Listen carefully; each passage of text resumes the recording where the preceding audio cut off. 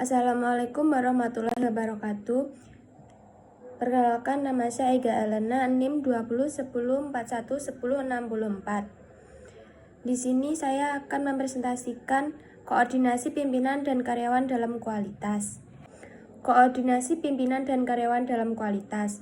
A. Definisi kepemimpinan adalah sekumpulan atau serangkaian kemampuan dan sifat-sifat kepribadian serta kewibawaan yang dijadikan sarana untuk meyakinkan anggotanya, sehingga dapat melaksanakan tugas yang dibebankan dengan rela dan penuh tanggung jawab. Kepemimpinan membutuhkan beberapa perspektif sebagai berikut. 1. Visi dan simbol. 2. Manajemen by-walking, manajemen dengan melaksanakan MBWA. 3. Siswa merupakan customer terdekat, harus menjadi fokus pelayanan. 4. Otonomi, eksperimentasi, dan antisipasi terhadap kegagalan kepemimpin. 5. Menciptakan rasa kekeluargaan. 6. Ketulusan, kesabaran, semangat, intensitas, dan antusiasme. B. Tipe kepemimpinan. A. Kepemimpinan yang berpola, mementingkan pelaksanaan tugas secara efisien agar mampu mewujudkan tujuan secara maksimal. B. Kepemimpinan yang berpola, mementingkan pelaksanaan hubungan kerjasama. C. Kepemimpinan yang berpola, mementingkan hasil yang dicapai dalam mewujudkan tujuan. Sebagai model kepemimpinan antara lain: 1. Kepemimpinan karismatik, melakukan keajaiban atau memprediksikan peristiwa yang bersifat futuristik. 2. Kepemimpinan transformasional, proses pimpinan dan karyawan untuk mencapai tingkat moralitas dan motivasi yang tinggi. 3. Kepemimpinan kultural, sangat terkait dengan budaya atau tradisi organisasi sebagai satu kesatuan untuk mencapai efektivitas kinerja organisasi. Artinya, kepemimpinan ini merupakan sebuah model kepemimpinan yang mencoba untuk membandingkan perubahan budaya dan mempertahankan budaya.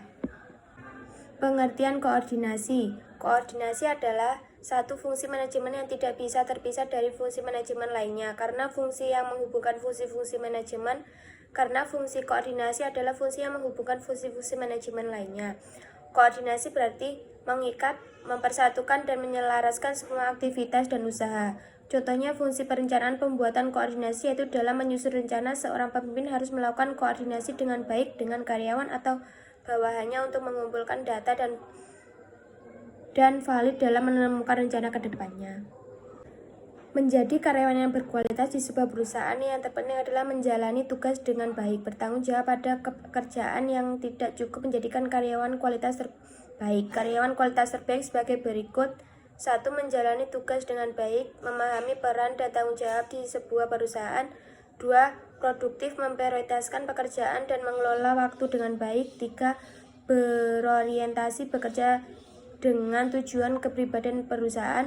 4. Bermotivasi tinggi, memiliki stamina untuk melakukan pekerjaan yang luar biasa. 5. Sabar dan bekerja keras, memiliki sikap bekerja keras, berani dan sabar dalam bekerja. 6. Fokus pada detail, memastikan semua hal berjalan dengan baik dan fokus pada hal-hal kecil yang diabaikan pekerja.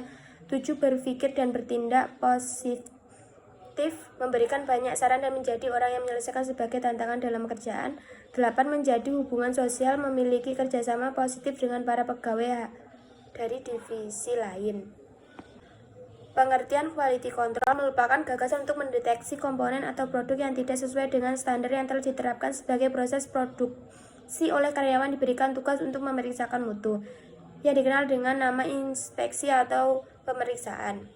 Beberapa konsep pengendalian mutu antara lain: A. Market in, B. Quality fish, C. Vital view, D. Fact and data experimentation, E. Process control, F. Dispatch control, G. Next downstream shop our customer. Tujuan quality control mutu sebagai berikut. A. Mengarahkan dan menuntun organisasi pada tujuan yang diinginkan. B. Menjaga produksi agar sesuai dengan verifikasi yang sudah ditentukan sebelumnya. C. Memuaskan pelanggan. D. Menghindari kejadian kesalahan.